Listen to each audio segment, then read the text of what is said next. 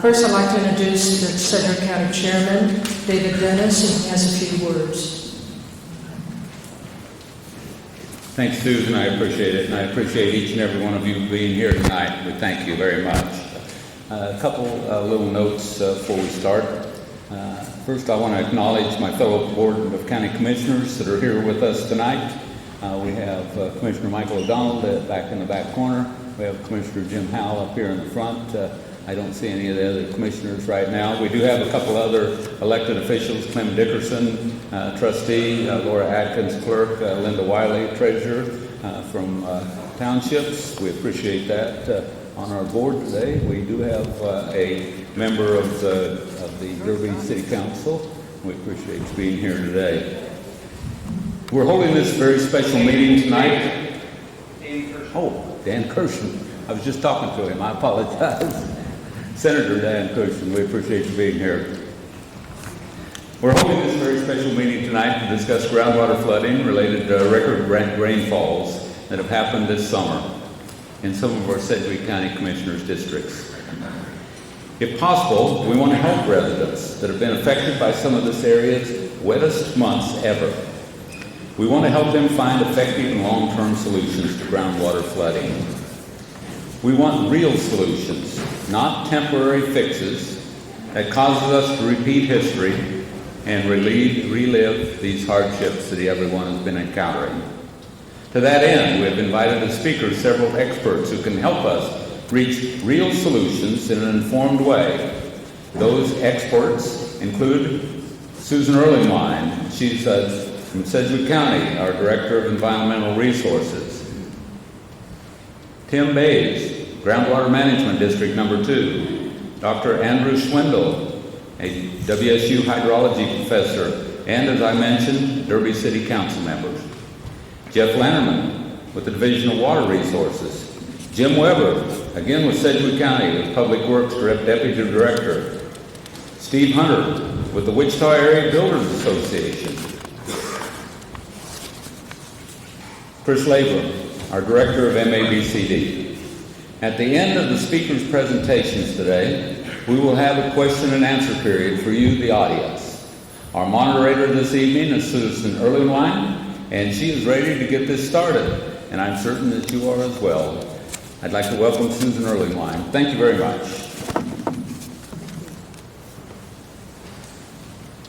Thank you. A few housekeeping items before we begin. If anyone needs to use the restrooms, they're out the door. Turn to your right and go down. The one that's on the left, the men's is further down on the right. Also, please turn your cell phones off or to vibrate. If you need to make a call, go out in the hallway and take the call there, and so you're not disturbing everybody else. When you came in, there were cards there that you could pick up to write questions down. After all of the speakers talk, we'll have the questions come up. I'll read them and have the appropriate speaker answer them, or several speakers. Some of the questions may be duplicate, and so we'll try to cut down, not ask every single question instead of repeating questions. So I hope if you didn't get a card, be sure to get one. You can raise your hand and people can bring them to you. When you fill the card out, raise the card up and maybe pass it to the outside so they can pick those up. I hope this will be a very informative meeting tonight, and I'd like to introduce our first speaker. Tim Bays is with Groundwater Management District Number 2. Now, there are 5 groundwater management districts in the state. Number 2 is located in Hayesville, and it covers parts of Reno, Harvey, Sedgwick, and McPherson counties. He works for them for 12 years as the manager of that district, and before that as a hydrologist. Tim has his bachelor's degree from Fort Hays State University, and I know he has a lot of great information to share with us tonight. So please help me welcome Tim Bays.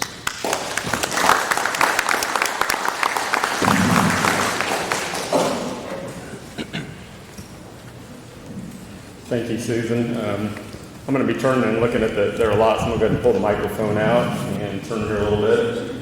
Thank you again for inviting me to come speak to you. Like Susan said, I'm with the Groundwater Management District. So I'm actually most of my district is north of here. I don't actually come this far south. It didn't stop about the Wichita city limits.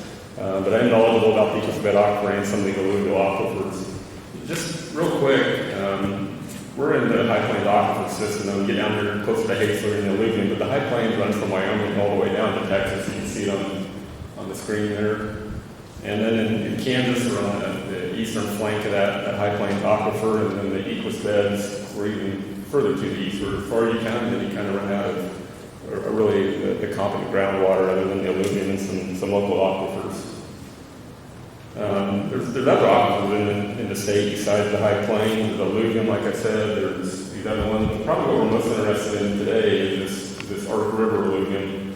Comes in from the Colorado border all the way down there and through Wichita, and as you can see, it gets pretty wide, pretty thick as it comes through Sedgwick County. Again, as Susan said, there's 5 groundwater management districts. I'm the manager of the GD2 on the easternmost equus bed aquifer. You may not know this if you live in Derby. You're getting your water from Cheney and from the equus bed aquifer. The city of Wichita has 55 production wells, and the district worth 40,000 acre feet. So into Sedgwick and Harvey County even. Just some quick facts about the aquifer. The district we were formed in 1975. You can read why we were formed. Mostly to manage the resource for the local folks to have a say in the destiny on how that water is used and preserved. You may have seen this sort of map before. This shows the state of the High Plains aquifer in the state. The western, we always talk about the Ogallala. That's experienced some great declines since development occurred, mostly in the 60s and 70s and 80s. Some of that is bending water over 60 feet. Now, it's really a tale of the two aquifers, the parts of the High Plains, the western decline, and then you get into the south central, the Big Bend, and then the equus beds. And these colors don't mean much to you, but if they're brown, it's bad. And if they're blue, it's good. And it's kind of light color, it didn't change much. So you can see really here the Big Bend and the equus beds. We just haven't changed very much. That's pre-development 1940 through an average of 2015 through 2017. The blue actually show increases, so we have actually had some increases over time. This is just a quick map of our district showing all the permitted wells, about 2,000 permitted wells. I know that's very hard to see up there. There's different colors. There's city wells, we have about 200 city wells. Irrigation wells make up the bulk, about 1,600. We also have industrial, stock water, and recreational wells. I wanted to show this because this, I think, really tells how the aquifer is used in GMD2. This is from 1992 through 2017, our water use. You can see it goes up and down. We all know what happened in 2011 and 2012. We had the 2 highest year records of water use in the district. And then in 2016, we had one of the lowest ever. You can see what really changes the irrigation. That's this darker blue. The rest of them are municipal and industrial. They don't change very much. They do some. But the irrigation changes dramatically during that time. And just a quick graph of the use of the equus beds, about 50% of irrigation, about 24%, 25% is municipal, around 13, 14% is industrial. They also have this other uses, and we also lose about 10% of our groundwater through base flow, and I'll talk about that in just a little bit. This is probably a little cartoonish for a lot of you. You've probably seen these sort of things before, but the equus bed is composed of an unsaturated and a saturated zone. That unsaturated at the top, where there's space for water to come through and recharge the aquifer. That can range anywhere from just a couple feet below land surface to over 100 feet below land surface where that groundwater level is. In Person County, you can get to 100 feet. Right now, around May, they just looked, we have a well at 53rd at 96, it's 1.4 feet to water. So it varies greatly in the district. We have a vast array of monitoring wells, probably the most monitored aquifer in the state, perhaps in the nation. We own and maintain over 500 monitoring wells, and we also use about 150 other wells that we don't own. We take about 3,000 water level measurements a year. We measure all of our wells quarterly, and we also pick up some more in January. This is the interest, I think, to you all. Every data that we collect, as well as that the state takes, goes into a statewide database that's accessible to the public called the Wizard Water Well Level Database. You don't really need to write all that down. You can just do a search for Kansas Geological Survey and Wizard. If there's a monitoring well that's measured in your area, you can go see what the water level was the last measurement. We generate a lot of maps, and I wanted to show this, but we really want to show the variability of what we experience in our district. And you're also probably experiencing it down here to the south. This is the drought of 2011. On average, we lost 3.2 feet. The very next year, in 2012 to 2013, we lost another 1.8, so about 5 feet. Some places experienced a 10-foot loss or more. Right, but here in the Tri-County, Purley, Butler, Reno County, that looks pretty bad. That's pretty alarming. If you take a look at the very next year, 2013, we came up on average 2.5 feet. 2013, we had the drought buster rainfall. That area that declined over 10 feet, some of it came up over 8 feet. And here's another map that shows the same thing. This happened in 2017 to 2018. All the grounds were bad, we had declines. Again, you may be alarmed. I haven't been able to generate an official map for us from 2018 to 2019 yet, but this is the Kansas Geological Survey provisional map. We're over here. We came up in between a third of a foot and 3 feet. Talk just a little bit about drought. We're talking about extremes where this flooding period, the droughts happened. This is Cheney Reservoir in 2013 before the rainfalls hit. The city of Wichita was in some other dire straits. Cheney was about 55% full. This was the Big Arkansas over the Bentley Bridge. And again, you see people running four-wheelers down on the Big Ark. The Little Ark up in northwest Harvey County, this is kind of where I grew up and farmed up in that area. Never saw the Little Ark dry up. Little Ark's dry. And then this happened in 2013. This is the Little Ark flowing north of Halstead at 7,500 cubic feet per second. Put that in perspective, that's 4,200 setter pivots operating at 800 gallons per minute. So it's these extremes happen in Kansas, and perhaps they're happening more often, but they do happen. I want to talk just a little bit about base flow, and then Andrew will probably talk about this a little bit. There are streams and rivers in Kansas, particularly in equus beds, that are connected to the aquifer. If you drive over one of these rivers and it hasn't rained for 30 days, but there's water in it, that's because groundwater is discharging into the river, so we call base flow. At that point, it's called a gaining stream. The aquifer is dumping into it. When the river comes up, particularly the Big Arkansas, the Little Arkansas, and the Minnesota, that reverse happens. That water is pushed from the river into the aquifer. Sometimes it's temporary, sometimes it's a little longer than temporary, but it does happen, and you can see these effects pretty far out.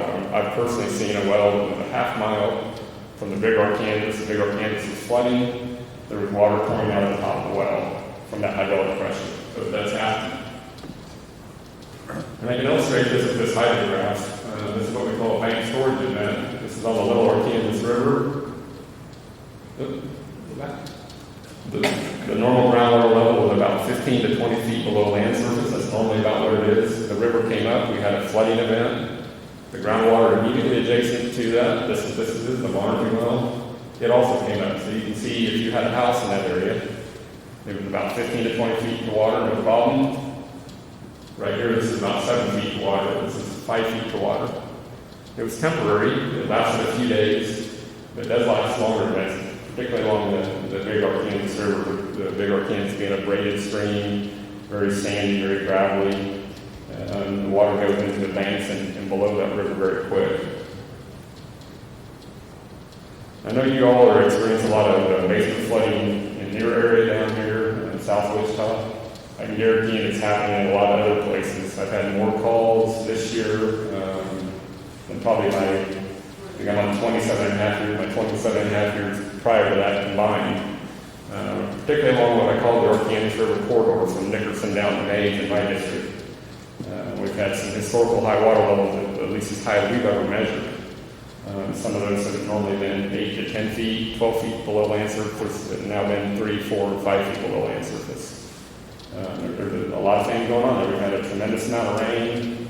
Particularly the Big Arkansas River has been up for a long period of time. It really drove those water levels up.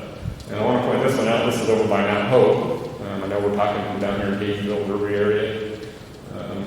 This is Mount Hope, a long way away.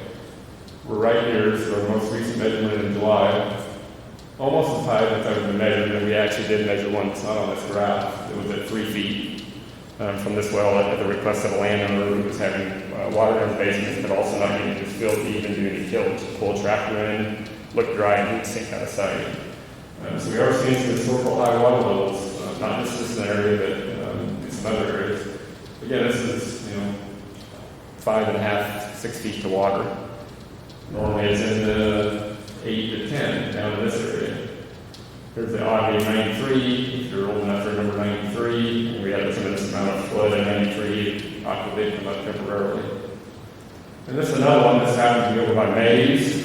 We're looking at here. Again, we're kind of throughout the eyeball 93 level here, but this is where we're at today. Normally we're in, again, 8 to 10. We're creeping up there around 8. Maybe not in someone's basement, but getting pretty close right there. And it probably was higher at some point in time. We measure these quarterly, so obviously it can be higher than that.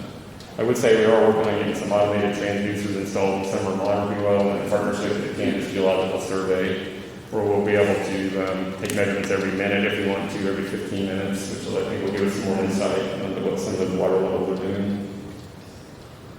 I just want to touch base a little bit on what it impacts groundwater level. There's a lot of things, this is not all of them, and I'm sure Andy will discuss that maybe in some more detail, but there's lots of things that affect groundwater. Of course, precipitation is probably the main thing. That's where we get most of our recharge from. But it's also the amount of precipitation you get in the distribution, when it comes, how it comes. Does it all run off? Does it go on the ground? Does it go into the river and then to the aquifer somewhere else?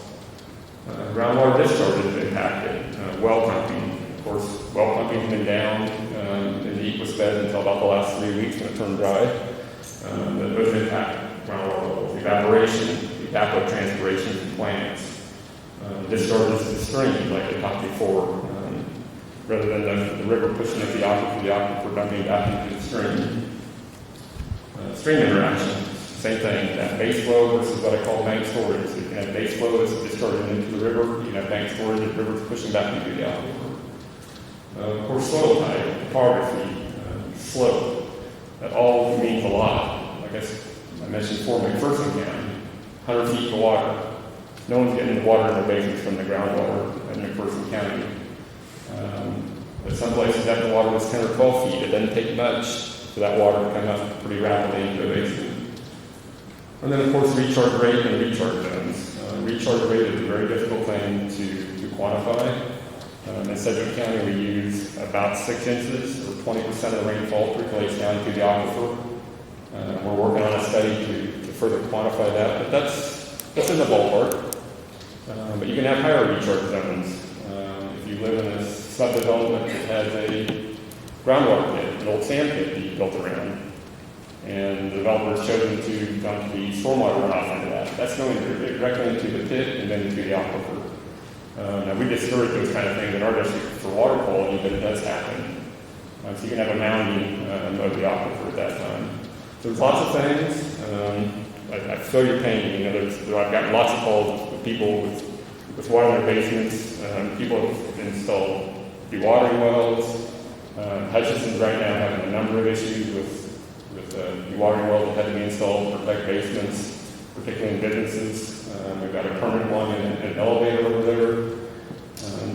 So that is a possible solution, but it's an expensive solution, and I think we'll talk about that more. I'm going to wrap that up. I think my time's up, so thank you very much.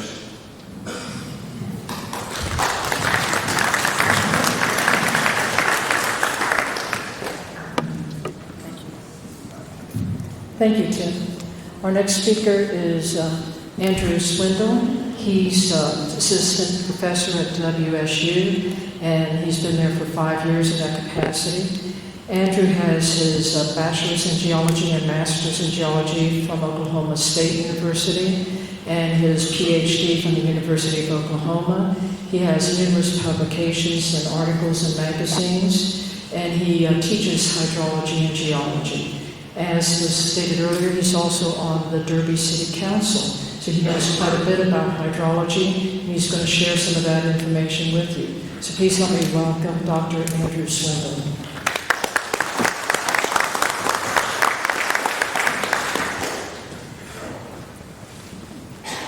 Thank you, Susan. Good evening, everyone. So as Susan mentioned, I'm a professor of hydrogeology at Wichita State University, and I was asked to come here this evening to talk a little bit about the basics of hydrogeology. So just kind of get a little bit into the science behind groundwater, so that hopefully I may answer some of the questions you guys already have, and then also when we get to the question and answer session at the end, we're all on the same page as far as the terms and concepts that we're talking about.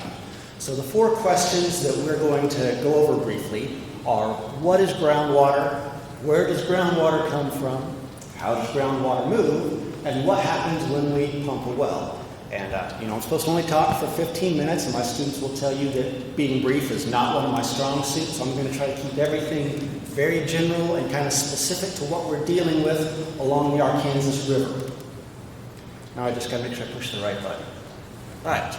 So what is groundwater? Well, the simple answer is it's water that's in the ground. But why is there water in the ground?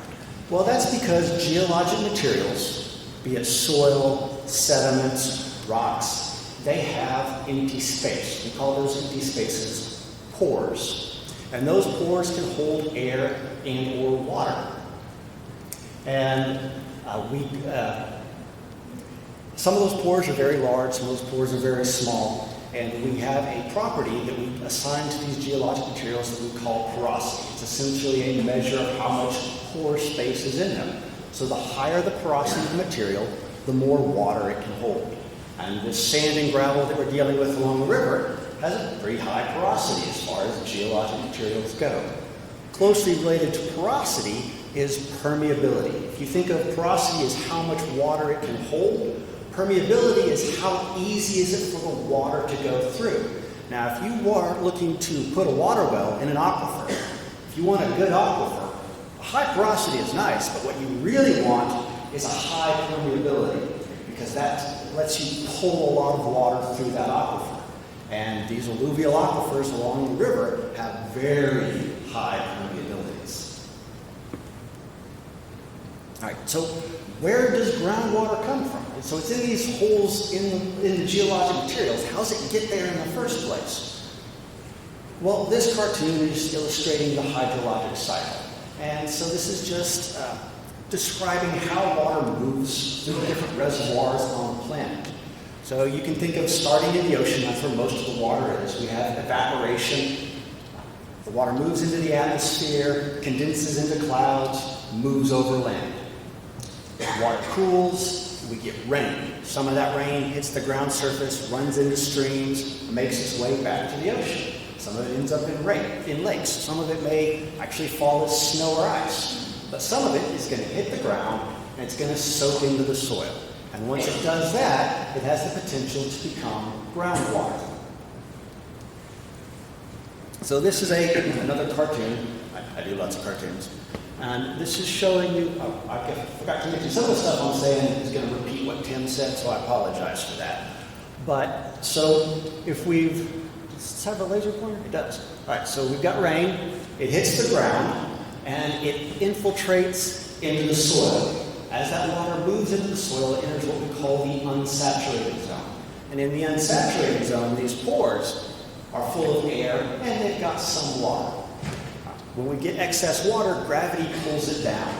And as it makes its way down, it eventually encounters the saturated zone. When we get to the saturated zone, those pore spaces are completely filled with water. Now, when you sink a well, that water level in your well represents the top of the saturated zone. We'll refer to that as the water table. So the water gets into the ground, particularly when we're talking about alluvial aquifers, like we're dealing with here along the Arkansas River, due to precipitation. So it rains. Tim was saying they were assuming, about 20% of the rain makes its way into the aquifer. That's a ridiculously high amount of water to be making its way into the aquifer. So this infiltration is the key way that an aquifer recharges, that is, gets more water into it. This infiltration is so important to recharge that areas that have trouble with water availability will do different measures to increase infiltration rates. And one thing you can do are things like detention ponds and ditches. Tim mentioned these unlined sand pits. So when you have a pit and you don't have a clay line or anything like that, one of the things that it does is it allows water to sit in place and slowly soak into the ground, increasing infiltration, increasing recharge. All right, and so this map, again, similar to the one that Tim showed you, we've got different aquifers of Kansas. Here's our approximate location, and then we've got this alluvial aquifer going all the way to the state boundary. Of course, the aquifer itself doesn't care about the state boundary. It'll go on to Colorado, and then it's coming down here into Oklahoma. So in addition to, I guess what I'm trying to get to is that all of this alluvium is connected. It's hydraulically connected. So we are getting water not only from when it rains here, but when it rains over here, and it rains over here, and rains over here, and all on down here. So it's all connected. So it's a lot of water when you think about the entirety of the aquifer. So how does groundwater move? For various reasons, there's different pressure regimes underground, and groundwater moves in response to changes in pressure. Generally, that means it goes downhill, but in some cases it actually doesn't. But for, again, specific to what we're dealing with along the Arkansas River, you can just think that the water moves downhill. And you'll notice I've got here's our water table, the difference in elevation over a certain distance, we call that the hydraulic gradient. It's basically the slope, right? The steeper the slope, the faster the water tends to move. Just like if you were to roll a ball down the hill, the steeper the hill, the faster the water, the faster the ball will move. Now, this equation right here, don't worry, there's not a quiz, but this is Darcy's law, and it's an equation that governs groundwater flow.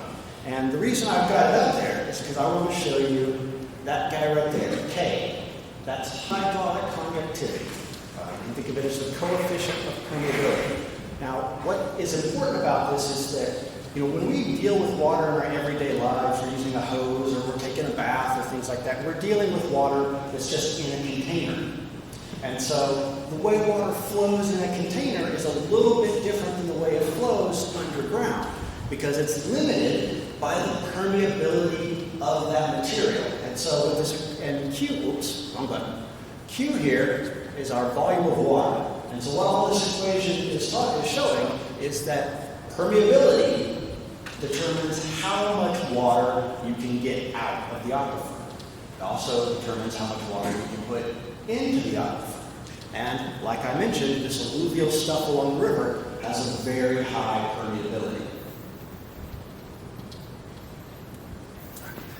And again, because we're so close to the river, we have interactions between the groundwater and the surface water. And this is another repeat of some of the stuff that Tim said.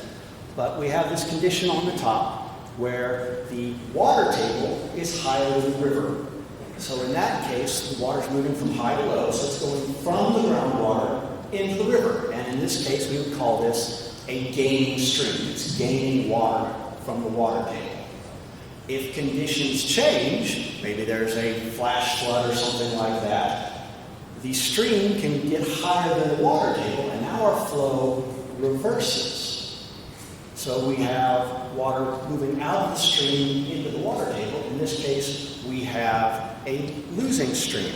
So what's important about all of this is when we're talking about this aquifer, going through Sedgwick County, along the river, not only do we have to think about the water moving from high elevations to low elevations, we have to think about how it's interacting with the river, because as the river and the water table move up, there's going to be exchange of water between the two. Let me check my time real quick. All right, I think I'm doing okay. So what happens when we pump a well? So when we pump a well, it creates what we call a cone of depression. a cone-shaped lowering of the water table centered on the pumping well. So these blue lines here are supposed to show the top of the water table and how it's changed as you turn this pump on.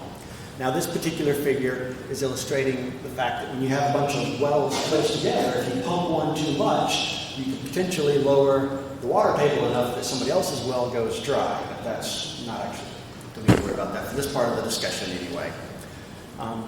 At previous Derby City Council meeting, we were talking about cones of depression. I used the analogy, you can think of it as a bathtub. So it's got a couple of inches of water in it, and you pull the stop, and it creates that little funnel right by the drain that's draining the water out of the bathtub. But keep in mind, when you do that, you get that cone where the drain is, but the back of the bathtub, the water's not really moving. And so a cone of depression in an aquifer is somewhat similar. The water's going to be moving right in here, but once you get past the edge of the cone of depression, it's not really having a whole lot of it. It's not having any impact because the water table hasn't changed. So, how big is the cone of depression?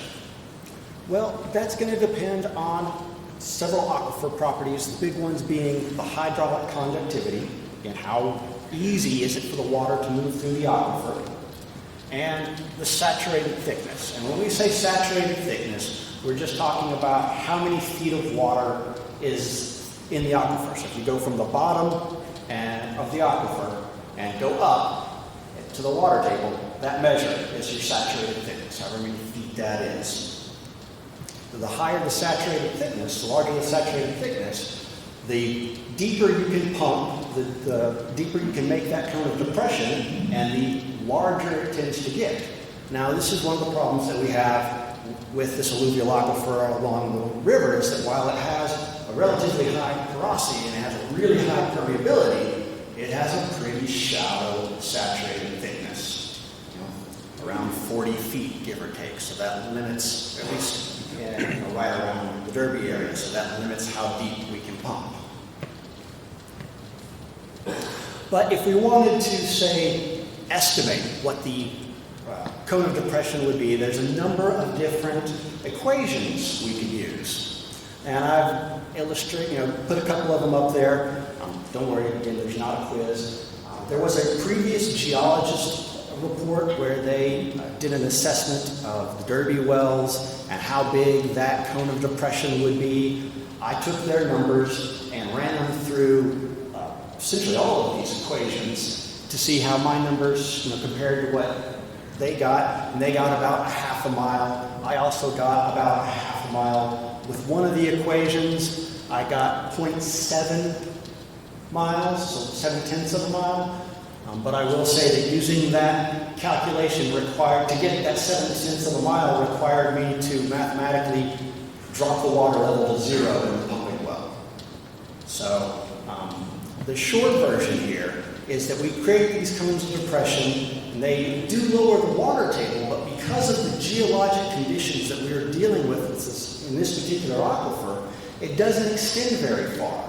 And I mean, again, you might be looking at half mile. Well, half mile is something, but keep in mind, this is a cone. It's shallow. It's deepest where the pumping well is. It gets shallower the further away you get. So when we're at that outer edge, that 0.5 miles, 0.7 miles, whatever it may be, we're not talking about feet that the water table is lowered. We're not talking about inches that the water table is lowered.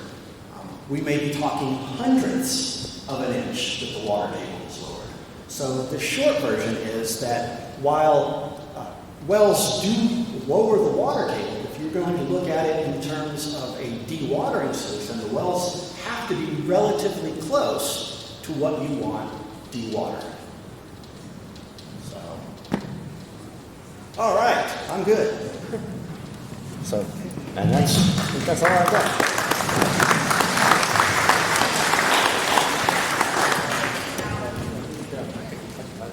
Thank you, Andrew. Our next speaker is Jeff Banterman. He is a water commissioner, one of 4 of those in the state of Kansas. He works for the Department of Ag for the state and the Division of Water Resources. Jeff's been in this position for 10 years, and the He's out of the Stafford office, which covers parts or all of 26 counties in south central Kansas. So it's a large area, and he has to deal with dewatering permits and water well permits all the time. He has his degree in geology from Fort Hays University and is a licensed professional geologist in the state of Kansas. Please help me welcome Jeff Lanterman.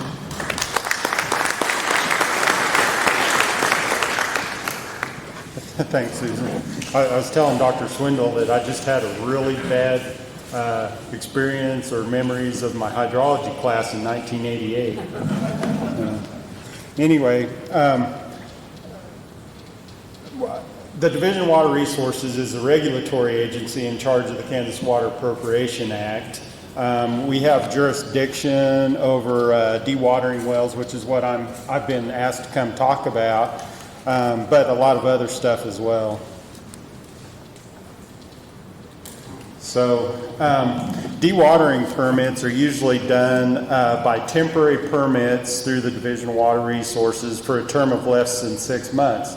Besides dewatering, the vast majority of temporary permits are for oil field uses and drilling, construction work, dewatering, and oil pipeline construction, where they're digging trenches and things like that and have to move water out of the way.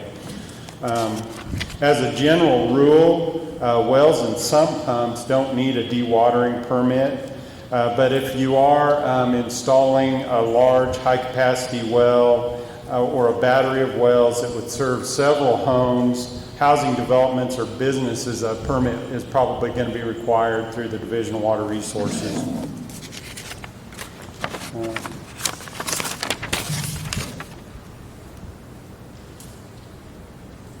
I can talk about the types of dewatering permits that we usually issue through the Division of Water Resources.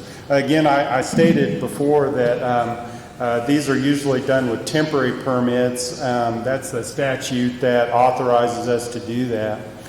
Temporary permits are usually, they are limited to 6 months or less. There's a cost of $200 for the permit, and they're limited to 4 million gallons unless, and this is specifically stated in the statute, unless it's for dewatering, because we probably need to be able to pump more than 4 million gallons for dewatering projects. One of the requirements of a temporary permit is you have to keep records of the water that you diverted, probably with a flow meter or hours in a known rate, and submit those to the Division of Water Resources upon request.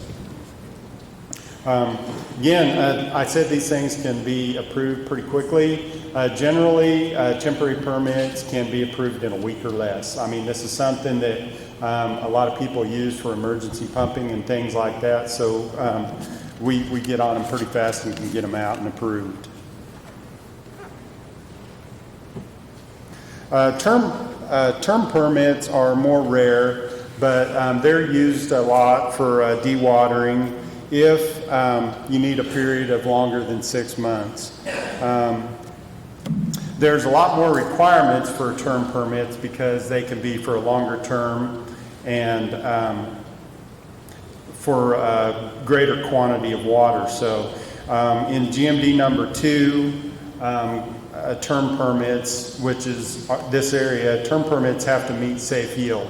So that's something where we look at the amount of water that's withdrawn in an area. We compare that to what we have studies that show is recharged, and we only allow it to be withdrawn the same amount that is recharged. So term permits have to meet safe yield. Outside of GMD2 in areas of the state, I have 3 groundwater management districts in my field office, all are parts of 3. So outside of groundwater management district number 2, term permits are not required to meet safe yield. Safe yield protects surrounding wells, and that's why we do that. We don't want to issue more water permits than is recharged, or else we have groundwater declines, which we have in some areas of the state, not this one.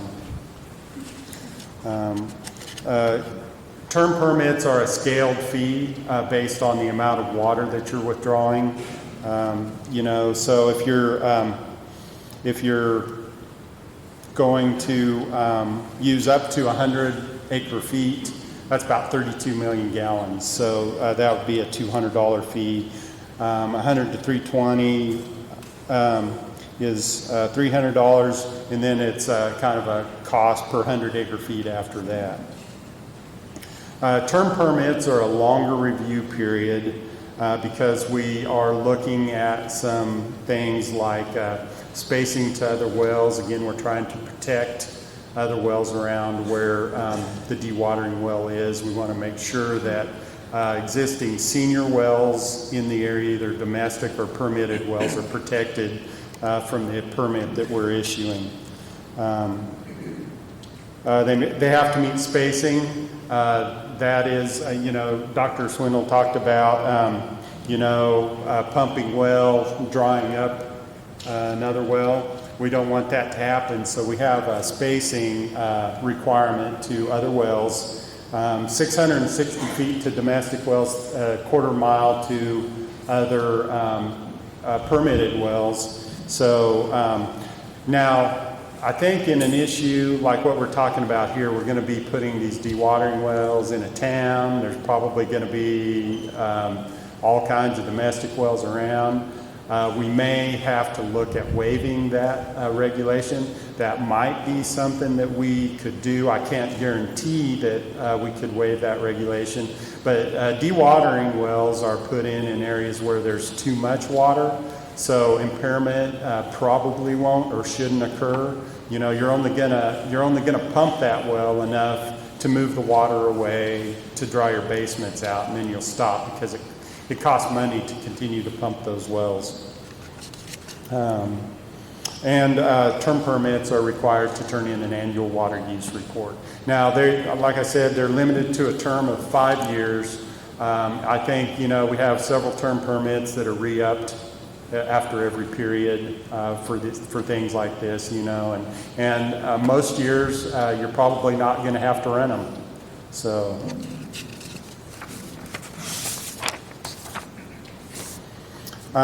Now we do have permanent water appropriations. This is something that does not expire. They become a real property right. They have to be registered with the Register of Deeds. These are pretty rare. I only have 2 permanent dewatering permits in my field office, and I think we ran a query before I came here, and we only have about 11 of them statewide. So, like I said, they're pretty rare, but dewatering to protect houses is considered a beneficial use of water. So, I guess I need to move that on. They have the same fee structure as term permits and the same review and requirements as a term permit. For instance, safe yield and spacing. One thing different with a permanent water right is the water has to be perfected. So we look at when we issue the permit, we give them a period of 4 years up to 10 with extensions to perfect the water right. So, say if we give you a dewatering permit for 200 acre feet, and during that perfection period you only pump 150 acre feet, your water right would be certified then for 150 acre feet, and that's all that you would be able to pump after the water right becomes certified. And again, an annual water use report is required on those and flow meters, so that meet our requirements.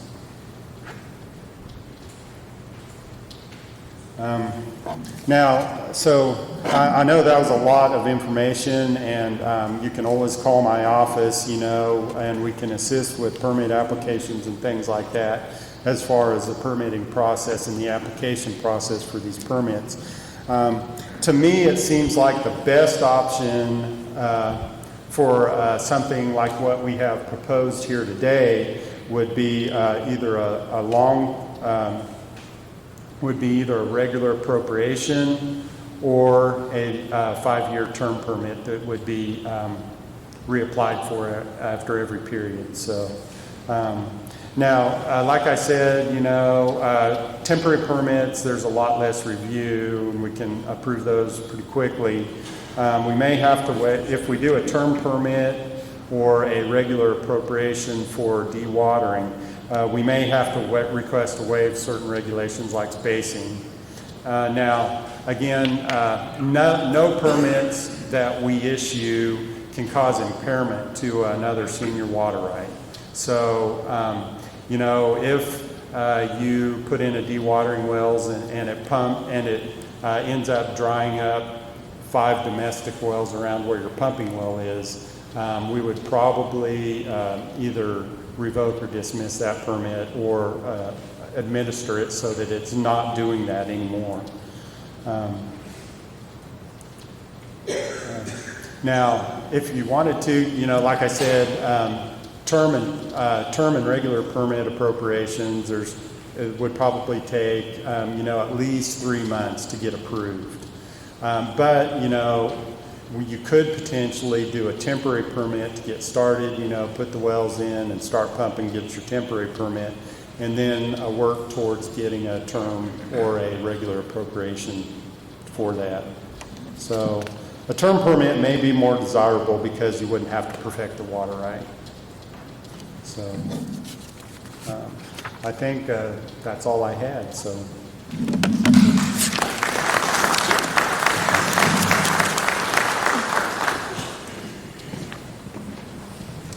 Thank you, Jeff. The next speaker is Jim Weber. He's the Deputy Director of Public Works for Sedgwick County. He received a civil engineering degree from the Kansas State University, which kind of leads to interesting comments during football season because the Director of Public Works received his degree from the University of Kansas. So we have a lot of fights going on during the fall. Jim has been in the county for a long time, I think it's 37 years, and he has worked a lot with improvement districts, drainage issues, and working with the public. So I happily welcome Jim Weber.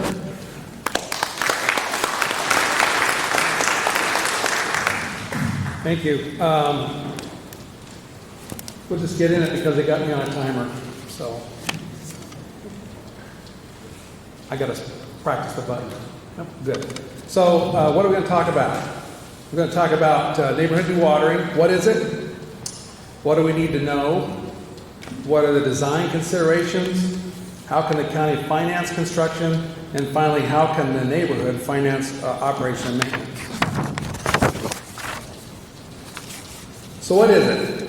It's basically the construction of properly sized and properly spaced wells within a neighborhood to lower the water table below the basement floor elevations. It involves installation of monitoring and control systems to ensure that the wells run only when needed and basically be in compliance with the kinds of things that Jeff Lannerman has talked about with the permit. It also would generally require construction of a pipeline or maybe a line ditch or some way to move the excess water of the neighborhood. I think if you have experience with this, you know if it sits on the ground, it's just percolating down in the ground and we're just recycling it. So if we are going to go the effort to pump it, we need to get rid of it. What else do we need to know? We're going to need to know the elevation of basement floors that need to be protected, the elevation of the bottom of on-site domestic wells, and the elevation of normal and maximum groundwater elevations. And we're fortunate here in the study that we had done in Peach Valley and the one that we're going to do in Hancock Acres, Susan Erlewine's crew with our Environmental Resources Division is capable of doing that and takes care of that for us. So we don't need to hire a consultant to do that work. This is a quick graphic, just trying to get you oriented here. So again, this is just depicting a domestic water well, the one that's out in your backyard. Maximum static groundwater elevation, average basement floor elevations, and the static groundwater elevation. Now things are working right. So this maximum, in this particular depiction, we're 5 feet into the basement, and so that is the definition of the problem. And this is the bottom of the well. So Andrew talked a little bit, we've talked a little bit about how deep could you go. Wells aren't meant to be clear at the bottom of the aquifer, but this is something you need to know what you're up against. You've got to fit all those parameters when you're trying to dewater. What else? We need to know we can get sufficient electrical power, and this usually requires three-phase power. That isn't everywhere. So a project like this might require that we bring three-phase power in from some distance. We need to know where we can take the water without causing a problem downstream. Fortunately, here we're probably talking about the Arkansas River, or if you're farther west, we'll be talking about the Cowskin. Those are legitimate places to take the water. And we need to make sure we can place the wells to meet the regulatory space requirements and make sure we don't interfere with the domestic wells. So talk a little bit about the study phase. And we did this over in Peach Valley in 2016, 2017 timeframe. The county spent quite a bit of time, legal staff, financial staff, engineering staff, working with people trying to figure out what's a strategy that we could use that we have the tools to implement. And I'll review kind of what we came up with and what we think could be replicated. So study phase, we have outside consulting engineers and geologists work on this to answer some really basic questions. They need to analyze the site-specific groundwater and soil conditions. So information that Susan's group has collected, information from other well reports, whatever we can dig up that they can work with. They're going to develop some design concepts and cost estimates. Got to have some idea how this might work. This study is really the foundation for a go, no-go decision. You spend a little bit of money up front. Is this practical? Is this something that could work? Then you got to get down to business deciding whether you want to do it or not. This next graphic is really trying to depict what would happen if we put one in. This is the same domestic well over here. We're going to put in dewatering wells wherever they need to be, and however many we need. And put the dewatering wells in, and we need to set a point at which the pumps come on. And that has to happen before the water's going to get in your basement. So where's the safe place to do that? That has to be answered. And then because we don't want to waste water, there's no reason to spend any money to pump it, or to be just throwing it out into the river if it's not dangerous to us. We've got to set a place where the pump's going to turn off. Don't pay a lot of attention to the numbers. This is out of the Peach Valley study. And they just have recommended that we'd want to be at least 2 to 4 feet below the bottom of the basements all the time. And if we get somewhere in the 4 to 10 foot range down, we could probably let the pumps come off and we'd be okay. This next graphic, a little bit harder to read, but this is out of the Peach Valley. And so here we have the dark filled in black spots. These are a series of observation wells. There are 4 or 5 observation wells scattered out through this neighborhood. Those are... You're okay. Okay, good. He says I'm okay. Those observation wells are all part of a system that would keep track of where the water elevation is all around, could make decisions on its own automatically about whether the pump should be running or not running, full blast or partial, just certain pumps. All that could be programmed into the system. It also shows these open patterns here, and in this particular case, I recommended 3 wells, and these are the rough locations.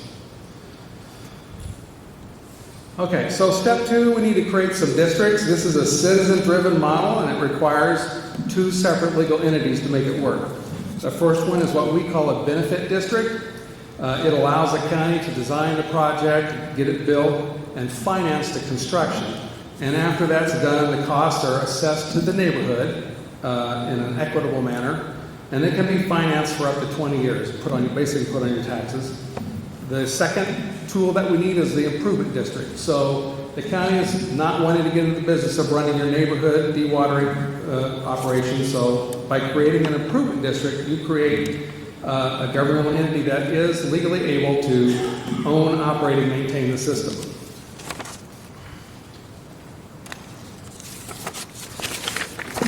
Next, talk a bit more about the benefit district.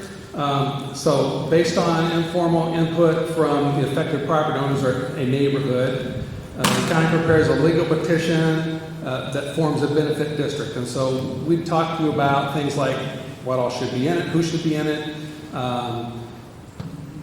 What length of time would you want to assess the project, so on and so forth. Majority of the owners would have to sign the petition asking the Board of County Commissioners to create the benefit district. And there are several legal definitions of that. I'm not going to get into that. That's something we talk about if we were working on it. But basically, it's a majority. All the owners would be notified of a public hearing, and you'd have a chance to comment, speak to the Board of County Commissioners before they made a decision to create the district. They would generally do this at a regular county commission meeting. The second step is improvement district. So a second petition would have to be drawn up, and it'd be requesting the creation of an improvement district. We think, generally speaking, the boundary of that district would be identical to the benefit district boundary. It would be kind of nonsensical for them to not match. In this case, the majority of the resident tax-paying owners would have to sign the petition. And that's a little different definition than we have in the benefit district, but again, focus on the majority part. And then we got to sort out who's a resident owner, who's paying taxes, and so on and so forth. So an example of this would be the renter in a house could not sign this petition. The owner of the house, if they weren't living there, probably couldn't sign the petition. So it gets a little bit more complicated, but it's something we can work through. Again, all the owners would be notified of the public hearing and would have a chance to comment to the board before they made a decision to create the benefit district. So this is the legal disclaimer that Justin Wagner, our assistant county councilor, makes us say. But there is a legal conflict here, and so the county councilor's office could not represent an improvement district or a group trying to create an improvement district. And so early in this process, the group trying to create an improvement district would need to hire their own attorney to work out the petition and advise them on what should be in this petition, how it should be set up. We would, however, we're going to order a certified ownership list so we'll know who all the owners are. We're going to have our surveyors create a boundary for the district. You could use all of that. So we'll help as much as we can, but there's a limit to what they can do. So both of the districts would have to be approved by the Board of County Commissioners before we could move forward. It would make sense to have something that could build it and finance it if we don't have something that can operate it. I would guess there's no reason why these things couldn't literally happen on the same schedule at the same time, back to back. The improvement district then would go on, following state statutes, to set up a board of directors. They establish budgets, tax rates for their operation and maintenance, all in accordance with state law. And I would tell you that there are, I don't know, 6 or 8 improvement districts in the county that are doing different, not this exact thing, but there are people around that are operating improvement districts that if we got down the road, we could probably find somebody who'd be willing to sit down and talk to you about how that actually works, you know, from the board member's point of view. Design, we have all this created. So the design work falls under the benefit district duties. So the county would go out on your behalf, hire a consultant to perform the detailed project plans, get the permit applications done, write up the easement documents, all the things we need for the project. The costs would be included in the total project cost for assessment after construction. So you wouldn't be financing that as we go. We would be carrying that and we would just roll it in at the end. Construction, again, we have people, we'd go out and acquire we probably need easements. These wells can't just go, you know, on somebody's property. We have to get an easement. We'd have to do that. We might have some utilities that are in the way that we'd have to relocate. We take care of that. We would use standard bidding processes to obtain best price for construction. Low bid, basically, low responsible bidder. We would provide monitoring for the construction to make sure you're getting what you're paying for. And all these costs, again, would be included in the final assessment. So at completion, there'd be a final statement of cost prepared, and the preliminary assessments will be calculated. Typically, it works better and kind of where everybody's got the same size lot, we just shoot equal shares. The Board of County Commissioners or the county clerk on behalf of the board would send out notices of a public hearing that would include this preliminary statement of costs, assessment, so you know how much you were looking at. The board would take, again, input from the owners at a public hearing, very similar to the one for creation of the district. And the Board of County Commissioners, at the conclusion of the hearing, after whatever issues they might have were resolved, they would approve the final assessment roll. The final assessment notice would be sent out to the owners. Owners would have 30 days to pay off part or all the assessment, and this is your choice. If you don't like to have that out there, you can write a check for it to the county treasurer and be done with it. If anything that's not paid off would be included in the next county bond sale for permanent financing. And after the bonds are sold, the annual payments will be calculated and added to the tax rolls for a 15 or 20 year period, whatever it is. This is all kind of set up under the design. This is what I do like to point out. So if you're paying your taxes in an escrow, it's going through your mortgage company, the first time they get that, that's going to get calculated into your next year's escrow payments, okay? So you would see it not necessarily, you wouldn't see it as a bill from the county, but you'd see it as an additional added tax going into your escrow account. If you are paying the taxes directly, you just see it on the tax bill in the next cycle. So normal operation, the benefit district and the county, we've completed construction, we've done the assessments, we've turned it over to the improvement district.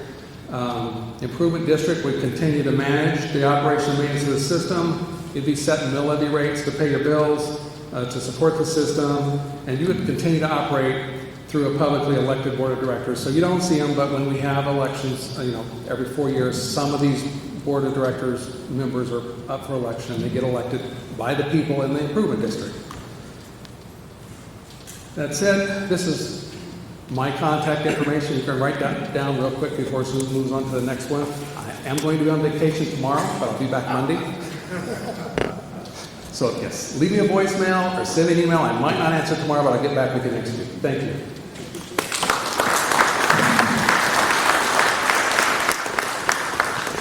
Good timing on the vacation, Jim.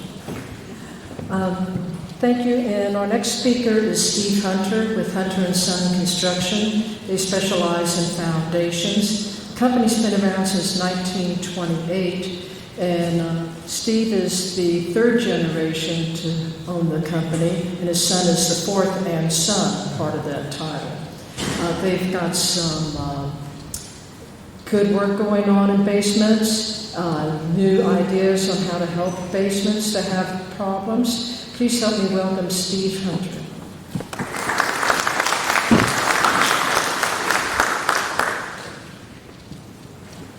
Hello, how's everybody doing tonight? Good? Who had water in their basement from the rains today? Show of hands. Oh, a few? Okay. So one of the things that we're seeing, and we get called quite a bit on, is people want to fill their basements in.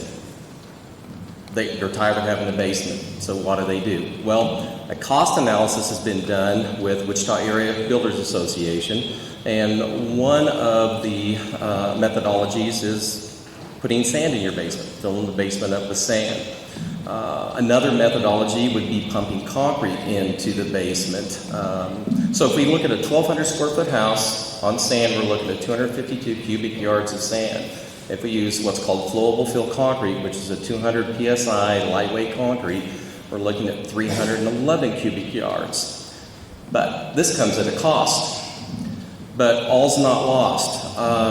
Most basements, and I say this hesitantly, most basements can be saved.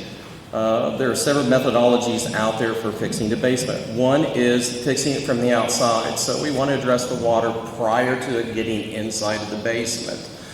Second methodology is from the inside.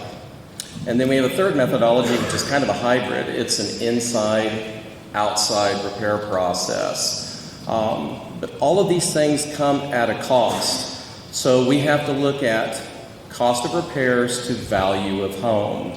Now, has anybody had any repairs done to their basements here? Anybody here in the room has had any repairs done yet? How many people have a sump pump in their basement? How many have more than one? How many have more than two? Wow, okay. So there's some serious issues there when you have more than one sump basin and pump. A traditional sump basin is an 18 by 22 inch. It has a pump in it. It's designed to take water to the lowest point and then pump it out. So when you get into 2 and 3 sump pumps, there's a serious issue there, and it's been addressed today with groundwater and with dewatering and other methods to cure that. But there are products and products that work very well out there that can take care of these problems. One has to wrap their head around the cost structure. I hear this every day. If your house needs repairs, my house isn't worth that much money. But the day they want to go sell it, it's worth a king's ransom. So you have to wrap your head around the fact that if you want to fix it and fix it right, there's going to be some money that has to be parlayed into that. Otherwise, you can go and try to sell your house. There are a lot of houses on the market right now that the homes have been stopped because of basement leaks. So if you put your house on the market this week and they were showing it today and you had an active basement leak, it would stop the sale. So that is something people need to wrap their head around. I have got and brought some samples of different products. I also have pictures here that I can show you of some of the repair methods out there. I'm not here to advocate any one thing. I think there's a lot of great ideas that have been passed around here. But I want everybody to keep an open mind when it comes to thinking about this on your house, because most houses can be saved. Some houses cannot, though. I look at houses and traditionally homes prior to 1940, a lot of basements with block walls, stone walls. Some of these homes are in such bad shape that they probably should be demoed because the cost of repairs will exceed that value. And that's it for me. I didn't have a slideshow. I'm going to keep it really easy, laid back. And if you have questions, you can talk to me after the process here. Thank you.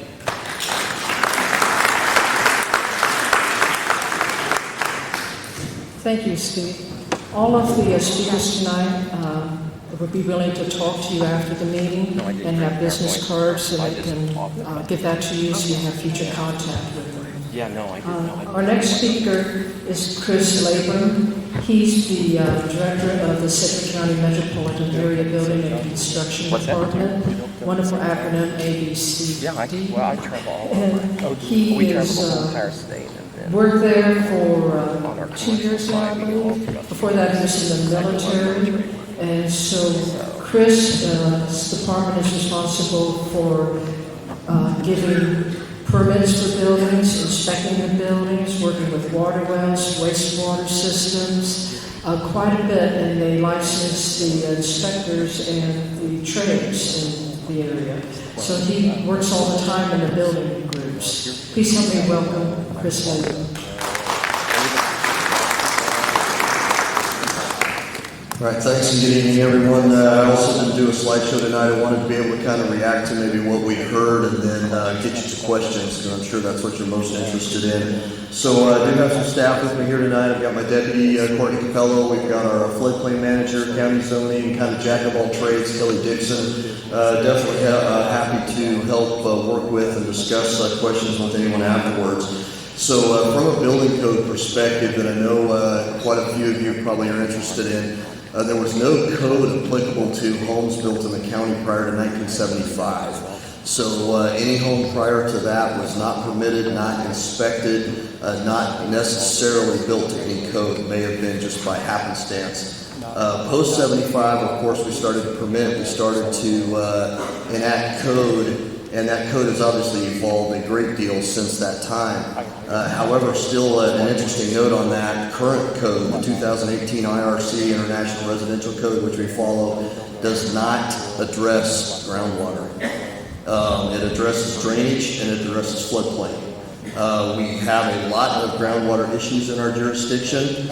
Excuse me, a lot of those both commercial, as well as residential. A lot of interesting things that we see technology-wise to address that. Again, it's not specifically or anything spelled out in the code. You saw Jim's slide that talked about some distances to try to get water away from a foundation. All of that's rule of thumb. All of that's recommendation. All of that is based on the soil type in a given area and again, the expertise of contractors, etc. There is no building code stipulation that gives a specific standoff for any of that water in that area. So, now let's see where we at here. That's addressed through construction standards, and then what I wanted to say with that is, so when we talk drainage, that's the most, or the best way for us from a building perspective to address that it's very interesting when I look at homes throughout our jurisdiction, but especially in the Salem Township area where this has been discussed a lot lately. When I look at the homes that report significant basement water issues and we lay that over the soil type map, it is almost an exact overlay. There's like one house that is outside of that that's an outlier. Otherwise, the houses with significant issues have high clay soil. The ones that don't have as many issues are in more easily drained soil. So another thing that we see is when I talk about technology with the building code, a lot of the past, so some of the past things that have been noticed, for example, a long run basement wall. If you have an older home that has a long extended, no corners, no breaks in the wall, that's a lot more susceptible to the pressure, the soil pressure against it, the water pressure against it, so you're likely to develop cracks and start to get some seepage there. So, and again, kind of why does that apply to you, or why do you care? I will anecdotally, so I don't know of anyone here trying to build a new home. We still do not see a will of the people or the builders to want to prohibit basements. We just a few years ago started to put a level, it's not even real regulation, we put a level of oversight on the high groundwater area, specifically to the Salem Township, where we request that basements not be built in that area, but we still do not prohibit it. Since we started doing that, we didn't have any for a while. We just got 2 that requested a building permit, stated they did want to build a basement. We cannot prohibit that. They did state that they plan to engineer those to the enhanced basement standards, make those as watertight as possible. But again, we still will allow that. We have no way to stop it. And I think a lot of what I wanted to emphasize, and the main takeaway from MABCD, along the lines of what Mr. Hunter was saying, is with a repair or anything you do to work your basement. So there's only a few here who would be in the floodplain, potentially. If you were to fill your basement in that area, you would be eligible for reduced insurance premiums, potentially. So that would be something that Mr. Dixon would work out with FEMA and you to apply to your insurance company for that. So you may get some offset with your cost there.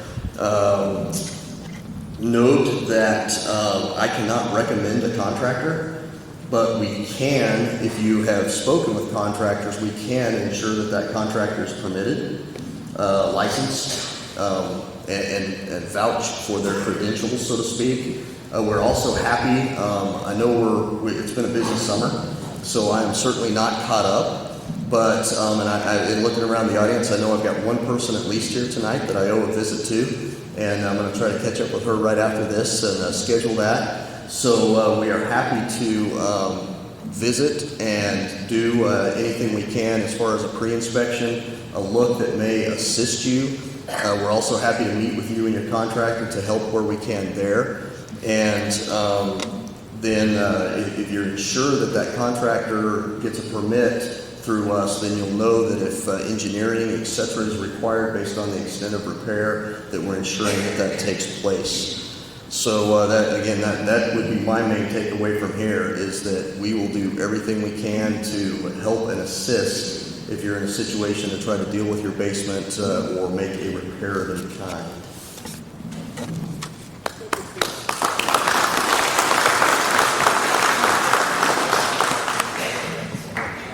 Okay. As a reminder, we're doing questions by filling out cards. If you need a card, raise your hand and someone can get one to you. Fill that out.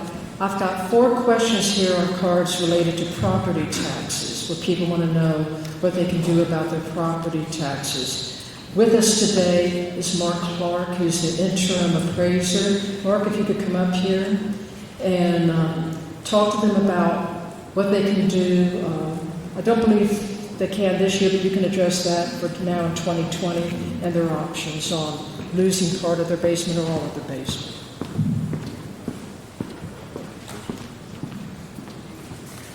Good evening. I'm Mark Clark, the interim county appraiser. Some things to know about property taxes. and your valuations. January 1st is the official appraisal date for your property. The events that surround the groundwater situation occurred after January 1.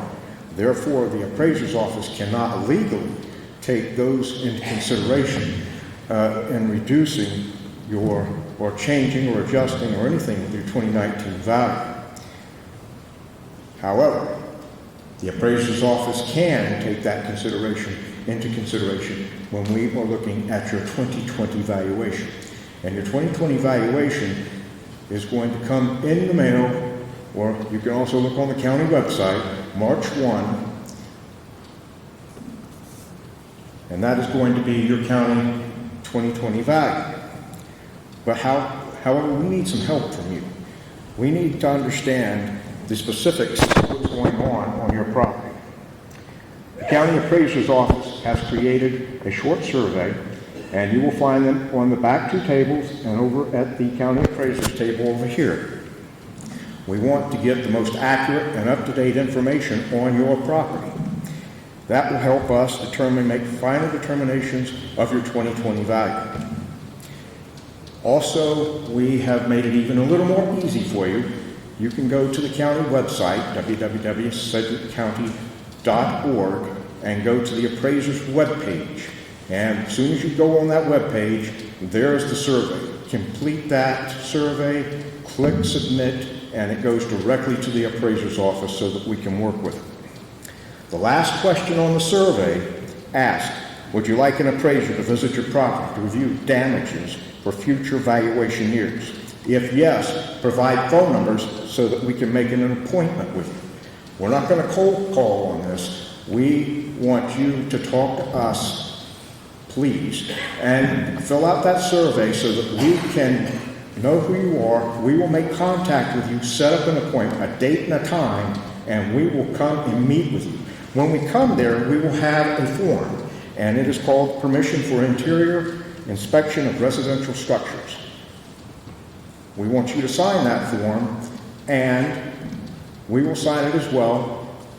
Appraisers don't go into homes, but if you want us to look at your basement or anywhere in the house, then please sign that form. Appraiser's office has the duty to discover, list, and value, but we don't go into people's homes. So this is very important. It's safe for you, it's safe for us. Also, there have been numerous questions about protesting your 2019 tax bill, filing a payment under protest with the county treasurer's office at time of payment. There are a few things you need to understand. For property owners who want to file a payment under protest for their 2019 tax bills and have information such as sales or condition issues with their property that existed prior to January 1st, 2019, our office will be glad to review your information at the informal payment under protest appeal meeting. Once again, the 2019 groundwater event occurred after January 1st, therefore we cannot legally take that information into consideration for adjusting your 2019 valuation. According to Kansas law, property owners cannot have an equalization appeal and a payment under protest appeal for the same property in the same tax year. You say, what does that mean? Well, if I got my 2019 value notice, I flipped it over, signed it, and I had an equalization appeal, you can't do a payment under protest. However, if you didn't file an equalization appeal, you can file for a payment under protest for 2019. Thank you for coming.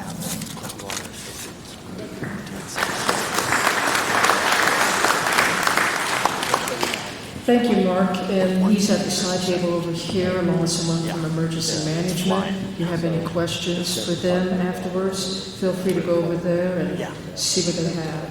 Now, from the questions you've given, There are a couple questions here on the drainage in the area. Why is it so bad? And ditches need to be kept clean, dug deeper, and all culverts need to remain open.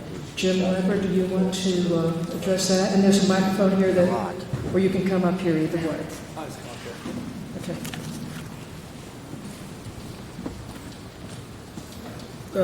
Okay, so generally, along with all the other problems with this riverbed, it is really flat. I've been working down there since the first year I started at the county, and stuff just will not run.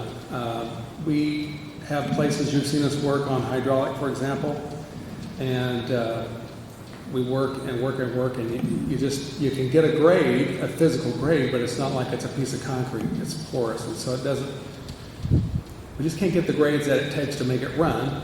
So the fixes are expensive. You have to put in concrete line channels. You have to put in storm sewers. And we've done some of that, but they are million or multi-million-dollar repairs to try to do that.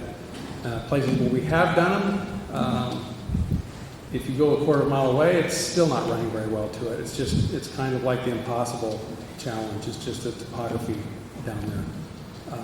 If I could have figured out a way to fix it, we would have done it a long time ago. Because we know it's a major part of the problem. And we know that water has to run away. That helps with not having it percolate down in the groundwater table and exacerbate that problem.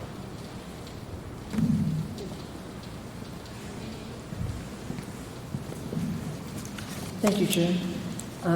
This question, how far away does pumped groundwater have to be placed when it's discharged on the surface to keep it away from being repumped by that well? So I'm assuming the person's referring to some pump discharging. How far away would that have to be so it's not soaking back into their own water well system? Who would like to address that one? Andrew? I can give it a shot. Well, just because I called your name doesn't mean you're stuck. The short answer is it depends. I know that's not the answer you probably want to hear, but I mean, it is going to depend on how much water we're talking about. How much water are you pumping out? How deep is it to the water table, and how permeable are those soils? Obviously, the shorter, the better. When you're in a neighborhood situation, though, you put that hose out. You might get it far enough away from your house only to be dumping it into your neighbor's basement. So that's another thing to think about. Again, there's just no kind of simple answer. I would say just a rule of thumb. If you've got, standing water in your basement and you're pumping it out, I would not want to discharge it, at least 30 feet away from the house at a bare minimum. And that might be good enough.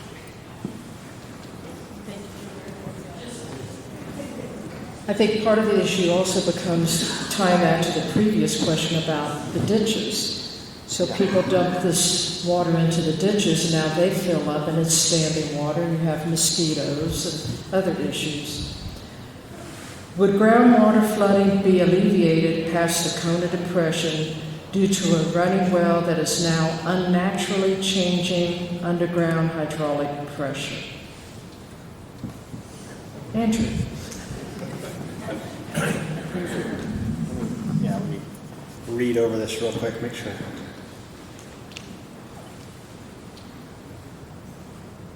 No, is basically. So the cone of depression, remember, water is flowing from high areas to low areas. And that cone of depression is altering how the water flows within the cone. It's creating a low spot by the well, so water in that cone is still moving downhill. Once you get past that cone of depression, the well isn't having an impact, and so the water outside of that isn't going to really change. That, I would say, in a drought condition, that could potentially go away, but then we've got other issues to worry about.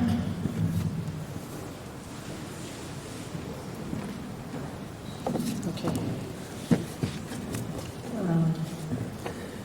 At what point does the house, meaning the basement floor, collapse due to removal of sand from under the basement floor. I know a lot of people have been talking about the groundwater coming up and pushing sand into the basement. Would anyone like to address that? What point does the house basement floor collapse?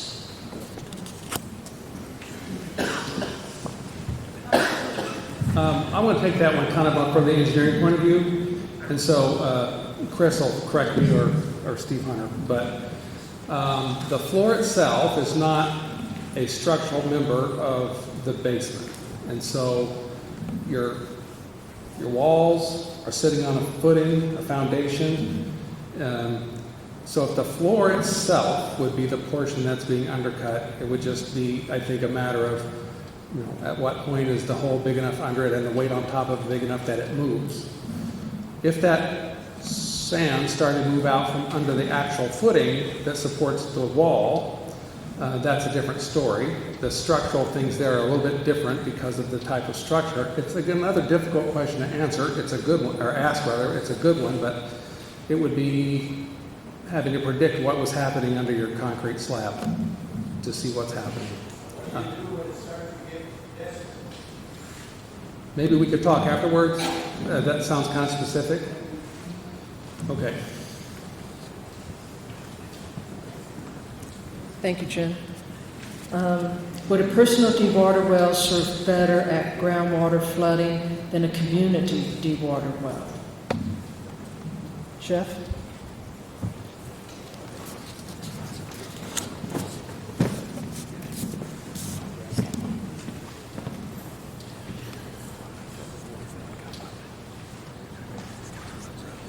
Well, I think, you're talking about a domestic well there. If you're putting in your like local domestic well, most of these are like 5-inch wells, and they pump maybe 15 gallons a minute or 30 gallons a minute. If you're using that for lawn watering or something like that, you could put in a bigger one. And if it's a personal well to dewater your house, you can probably put that pretty close to your property, and it just depends on the aquifer properties whether or not you're going to dewater your basement. So, but like I said, if you're putting in big wells to do a whole housing development or something like that, you're going to need a permit through us. But I can't really talk about which is better, one or the other. One's going to need a permit, one probably is not.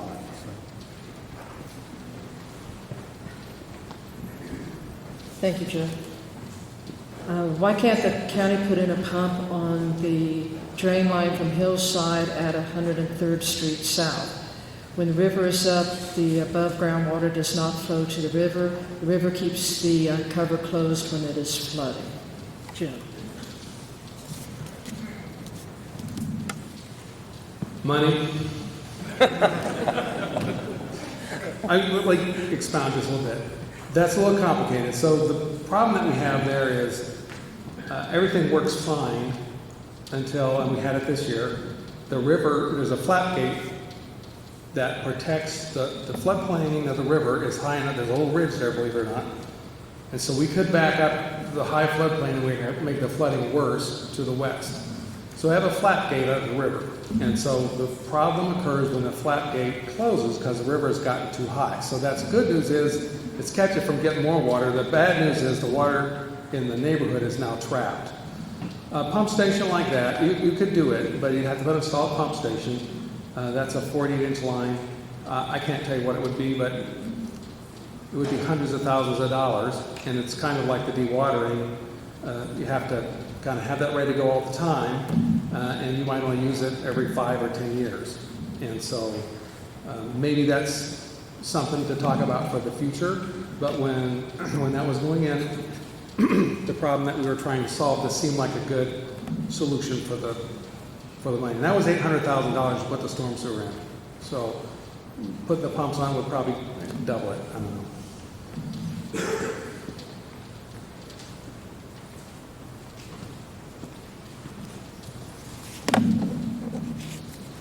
Right. Let's see.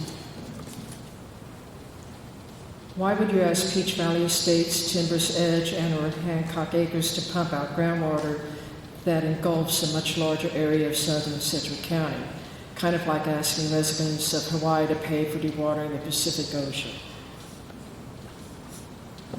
Which one of you wants to tackle? I think Andrew kind of hit on this with how far the dewatering goes. You're not covering that huge of an area. Here's the question. Okay.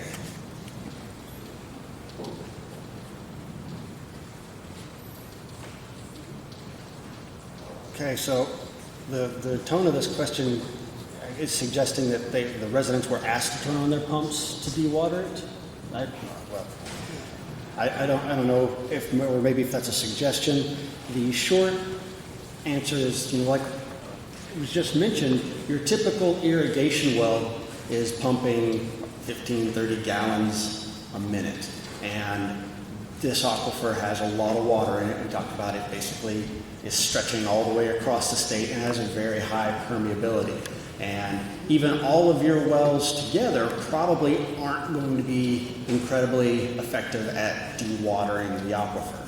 Now, I mean, I don't know. If you've had, fights in the neighborhood because you've dried out somebody else's well, then maybe this is, something that could do. But if that's something that you never had an issue with, then that tells you that there's just a lot of water and you guys running your wells isn't impacting the entirety of the water table a whole lot.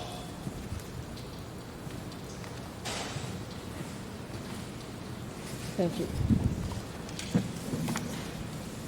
This question is for Steve. What is a rough estimate for 1,100 square foot house for the inside of the basement, outside, or both inside, outside? So if you're looking at that square footage. Here's the thing about that. Every structure is unique. So we really like to put eyes on everything that I don't even need a microphone. We really like to put eyes on it because we have to do everything to code. So there might be things that we have to do to that house or not do to save you money. So we value engineer every job that we look at, but we do have to take a look at the structure to see. Say, for instance, you have an 1,100 square foot house and we are going to do everything from the outside. There could be a deck in the way. There could be a front porch where the cap has to come off so we can dig inside it. We do use a method, and I don't know if anybody has heard of this, it's called Vac Excavation. I know the city is well aware of this and other people are as well, but it's literally where a car wash wand from a tanker truck is liquefying the soil and sucking up the soil so we can get into work in an area we previously couldn't get with a piece of equipment. But that adds to the cost. We probably hydrovac one job a week minimum on basements anymore. Used to be we didn't do that many, but there are so many areas where the confines it makes more sense to hydrovac that structure. So to give you an answer of X, I don't think it would be fair to you. But as a general rule of thumb, if we were digging and we had a clean dig, we didn't have to put any wall anchors or I-beams on a wall. If we were going to dig out and waterproof, you could be looking at somewhere around $500 a linear foot. So to give you an example, 30-foot wall, one wall could run you $15,000. But one of the things that we do that kind of makes us unique in our industry is the clay soils that we take away from the area where we have to work. We actually haul those off and recycle that soil. We do not backfill that soil back against a wall. So we have proprietary waterproof coatings. We have vertical drainage systems and drain tile. Our drain tile is rectangular, it's not round. We work with Wichita State, the NIAR, in testing our drainage products to see what they are capable of. One of the things that we found from our results was that our drainage systems drain 400% more water volume than anything that's on the market. But that comes at a cost. We actually, just this year, opened up our own plastics plant in McPherson to meet the needs of just the state of Kansas. We were manufacturing in another state. It was smarter for us because of freight to open up a plastics plant in McPherson. So now we make all of our plastics that we use for drainage, whether it's inside or outside in McPherson, Kansas. I hold 33 patents in foundation repairing products and basement repair products. I'm at any given time working with Wichita State when we develop a product because we want to make sure it's viable. We're just not a company in a pickup coming out to your house. We actually have products that we want to test, make sure that they work properly before we introduce them to the marketplace. So best for us to take a look at it and see. That way you get 100% accuracy, what needs to be done, how it needs to be done. And we're very transparent. We'll tell you straight up, hey, could this work? Yes, or it won't work. So to answer your question, hopefully that did answer whoever's question that was. Okay.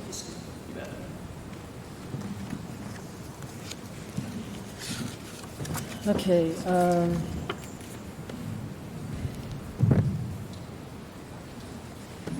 I'm trying to see which ones to, because some of them are similar.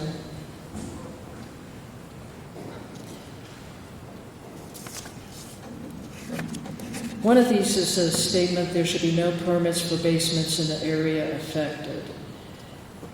Chris, do you want to address that?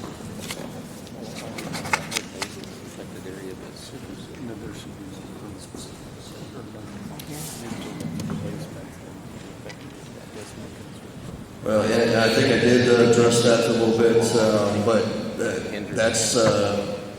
we'll tally that as a vote for no basements. Again, currently the Builders Association, as well as the interest groups that we work with, the majority prefer to not prohibit basements. But in the future, any basement does come with, we have you sign a letter that releases us of liability and does inform them that you're building a basement against the recommendations of the building department. And then we would refer you to the Builders Association for criteria to waterproof or make water resistant your basement as much as possible.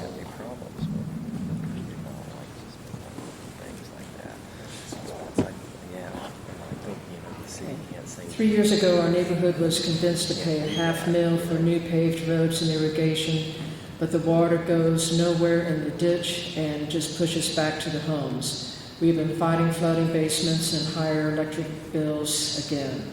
What is being done to help? Jim? I think this goes back to the ditch. This one's on. Okay. Let me look at that real quick again.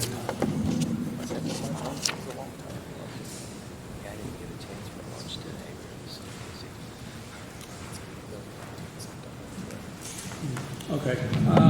I think I can only answer this generally. And, again, this area, southern Sedgwick County, is very flat. If we're involved in that project, we try to be very straightforward about what the results might be. That, again, you understand paving works best if we do drainage, so we're very interested in getting the drainage, but you can sometimes work it pretty well within the neighborhood, but when we get to the edge, the problem is back, and then we'd be kind of running that downhill. We can do that, but that's a cost that comes back to the neighborhood. So it's kind of a tough thing. It's just, there's no good way to do it. We do the best we can. Things are really flat down there. It's just like take this gym floor and just tip it the slightest bit, and if I pour this bottle of water out here, it's just not even going to move on this floor. So you will have places where you make improvements, but it's not, when you get done, you still don't have what you really want. I don't know if that answers, but if whoever it is, I'd be happy to talk to you later about that one too.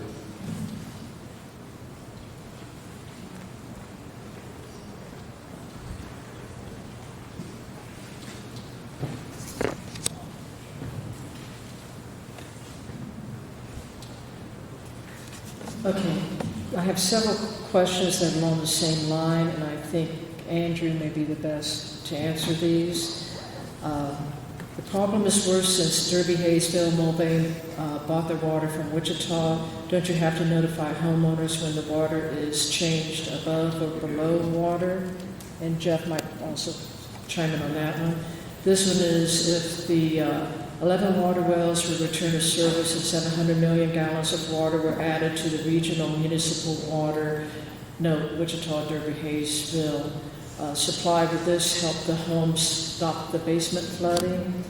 What is the progress and expectation on the Derby wells? And I think all of those kind of tie together with turning the Derby wells on. Okay, so as far as the Derby wells go, I'm relatively new to Kansas. I moved here in 2014, so I think that as far as Kansas standards goes, I'm pretty much just fresh off the boat, so to speak. So I wasn't here when Derby turned off their wells in 2003. Now, I have, based on my calculations and looking at the groundwater associates report that they did, I don't think that Derby turning off their wells had any impact on the regional groundwater. Oh, hold on, please. Let me finish. Let me finish, please. And again, this is based on what I've seen in that report. I've also looked at data on the KGS website from different domestic wells. Now, I will say that with those water levels that are reported are when the well's installed, and it's just a specific data point. Now, I have since discovered that the Kansas Corporation Commission has had a series of wells in South Wichita where they were recording groundwater levels. But they were looking at a brine plume, and that's what they were really after, was studying this brine plume. But in studying the brine plume, they were also collecting groundwater level data. So I am in communication with the Kansas Corporation Commission right now, because they've got data going all the way back to 2001. And these are all one of the wells is right across the street from Hancock Acres, and they're all in that general area. And so this data will give us a really good snapshot of what happened to that entire water table when those wells went offline in 2003.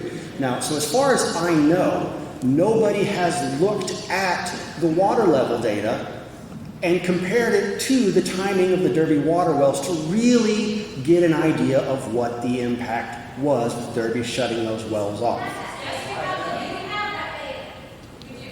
Okay? You know what?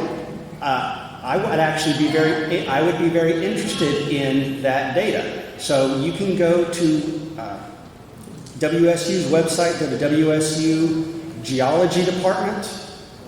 There's only 4 faculty members, so I'm not hard to find. And my email address is right there. It's andrew.swindle@wichita.edu. But again, it's just probably easier to Google Wichita State Geology and Swindle. That's a pretty easy name to remember. And I would be happy to converse with you via email, and I'd like to see this data because, like I said, I am new here, and this is an issue, and I would like to get a good handle on it because I want to give you guys the best advice that I can, as a representative of Wichita State University. Now, as far as the Derby wells and me being on the Derby City Council, again, this decision was made years before I arrived, and my understanding is that at the time, Derby was just basically growing too fast. We were pumping out more water than we were legally allowed to pump, and we still weren't producing enough water for the city. And so they made a decision, and on top of that, the water was extremely hard. And so every house had a water softener. It was not good quality water. So all those things together, we decided to go to the Wichita water. And so we shut down the wells, and that's that. I think that's everything that was covered there.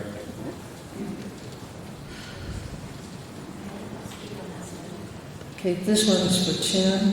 Why was there no discussion about the effect of the aqua recovery and storage on the downstream residents?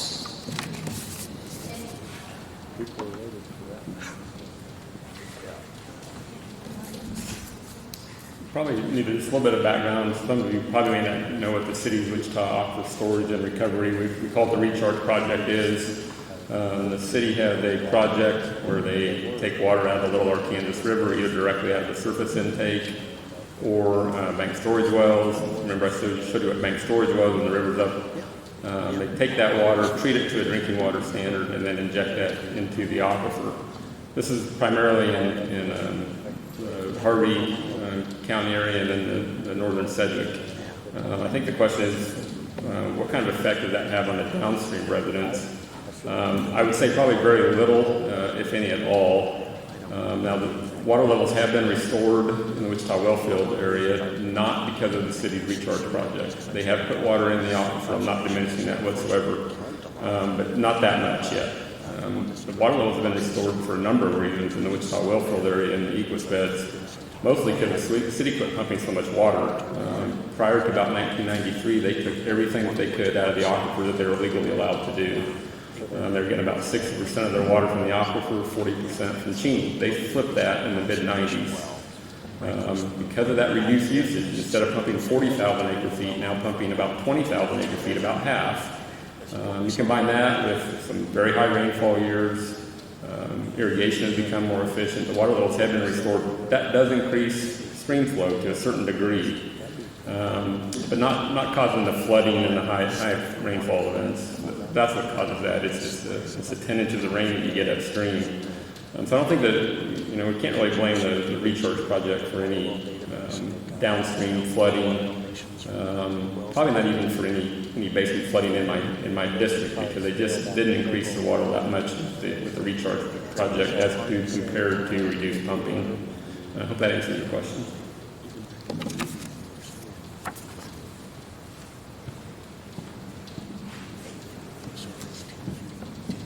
This is a suggestion. Monitor the groundwater levels, and when it gets up to a dangerous level, pump the water off. We've been through this 3 times. Our home has no value.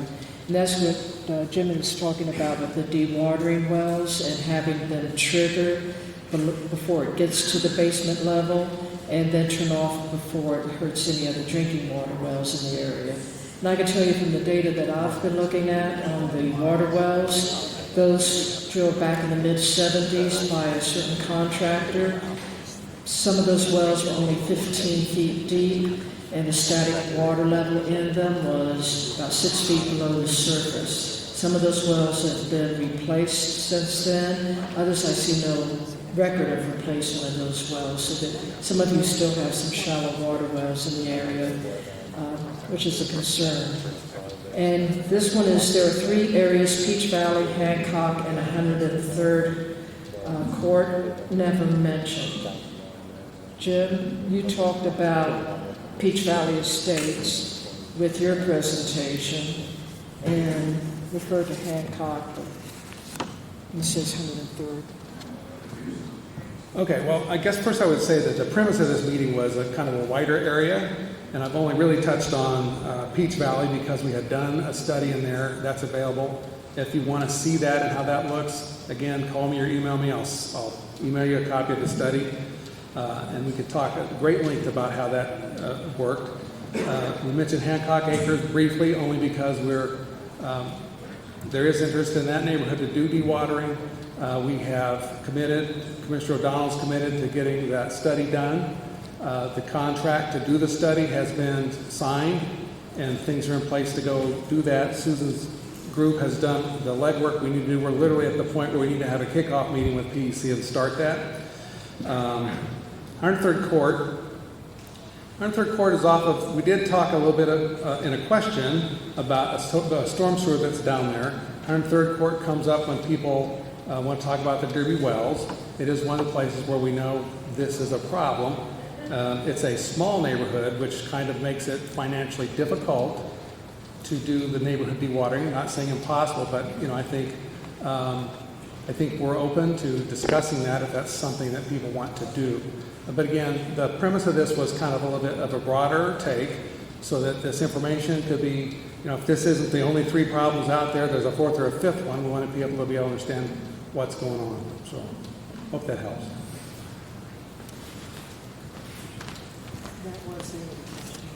That was the end of the questions. Thank you, Susan. Thank you, Daniel. Thank you all for coming. I did want to just comment on the Hancock Acres position because we've been having meetings. I think our last meeting we had at the library was on the 16th of July, and we put together a committee. I see Bob right back there, and I know Leanna's here, and they're on the committee, and I will be happy to meet with any of your neighborhoods if we want to put a group together. In fact, I just had an email yesterday from Bob asking where we were on the study, because it went back and forth between our attorneys and the PEC, but as of today, according to County Manager Tom Stoltz, it's signed, it's started, so that's off. We're trying to get this done as soon as possible. So from the 18th until today, the 8th, we are trying to move at, rapid pace, because we understand how important this is and how time sensitive it is. So that's up and going. So I'd be happy to meet with any of you to look at your neighborhoods and see what we can do in a cost-effective way in partnership with the county. I did want to mention, was mentioned earlier by Commissioner Dennis, Senator Kirshen is here, and he just informed me today that he is on a panel that the state is actually reviewing groundwater flooding and flooding issues, because it has been a horrific year across the Midwest for flooding from Nebraska all the way down here. So we're very lucky that our state senator, the chairman of the Natural Resources and Agriculture Committee, so he will be handling that. It's an interim committee, right, Senator, to look at that to see if there can be help from the state.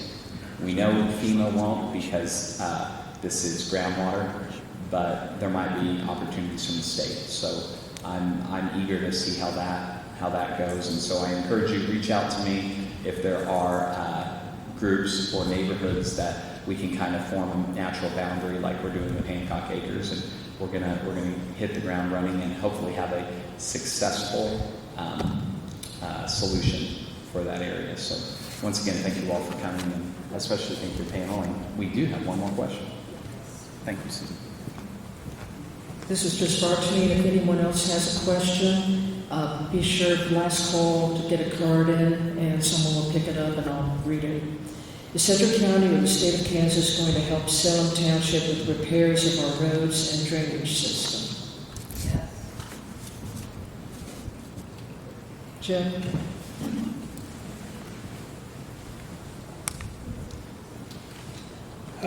Okay, so I think that we've been committed to helping all the townships that have problems to the extent that it's beyond their capacity to do. We need to be clear. The township is a very specific governmental entity that levies taxes to maintain roads. We have bridges and things that we take care of. There are things that we can do, and we do regularly do engineering, survey work. If something's really bad, we need to talk about it. But in general, the things that we've seen this time, I'd say the answer is no. We're working with them on a lot of drainage issues, trying to help them figure out what to do. In terms of the state, I can just say, and Carl is over here, and he'll correct me if I'm wrong, but in everything that we've had for flooding around here, we have not met the required thresholds to qualify for FEMA funding, which also brings some state funding with it. And that's it's a numerical calculation. And as bad as it is for you all down here, we did not have enough across the county. They are very good at reminding us all to go out and find the damage, and we did that. They harassed all the townships, all the cities, everybody that we can harass to try to come up with a number. We just don't qualify for that funding. So that is where typically a township, being kind of nested in underneath us, that's where they start to qualify and be able to get after it. They have collected funds for that kind of work before, just not this time.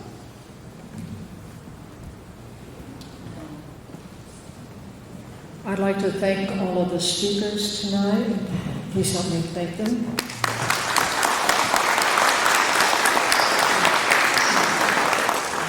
That's the end of the questions we had. We said the meeting would be from 6 to 8. It's almost 8 o'clock, so we're ending on time.